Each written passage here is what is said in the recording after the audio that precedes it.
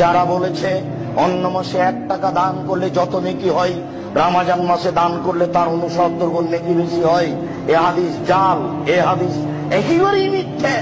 আল্লাহ রাসূলের বিশাল রহমতকে, আল্লাহর বিশাল রহমতকে হাদিস দিয়ে ঢেকে দেওয়া হয়েছে। অন্য মাসে 1 টাকা দান করলে যত নেকি হয়, রমজান মাসে 1 টাকা দান করলে তার চেয়ে কত বেশি নেকি হয়। 5 কোটি বললে ভুল হবে, 50 কোটি বললে ভুল হবে। তার মানে মানুষ জানে না কত বেশি নেকি হয়। মানুষ যদি এর হিসাব করে তাহলে আল্লাহর দিনকে, আল্লাহর রহমতকেও খাটো করে দেখেছে, ও ছোট করে দেখেছে। ও রমজানই বুঝেনি কাজ কি জিনিস, ওর রহমতই বুঝেনি কি জিনিস। তুলনায় নেই, হিসাবই নেই, সংখ্যাই নেই। ওই সংখ্যা আল্লাহ জানে।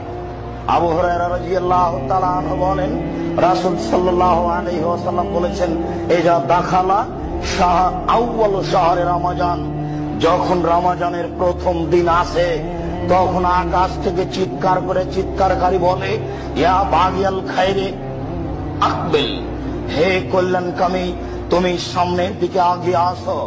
ইয়া বাগিয়া শাররে, হে পাপী তুমি পাপ থেকে একটু বিরত থাকো। ওয়ালিল্লাহি ওয়াতাকা মিনান নার, আর আল্লাহর জন্য, আল্লাহর পক্ষ থেকে এই মাসে জাহান্নাম থেকে মুক্তি ঘোষণা রয়েছে। আল্লাহর পক্ষ থেকে এই মাসে জাহান্নামের মুক্তি ঘোষণা রয়েছে।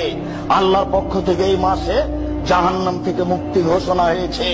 এটা প্রতিদিন চিৎকার করে ফেরেশতা বলতে থাকেন, পাপী তুমি পাপ থেকে বিরত থাকো, কল্যাণকামী তুমি কল্যাণের দিকে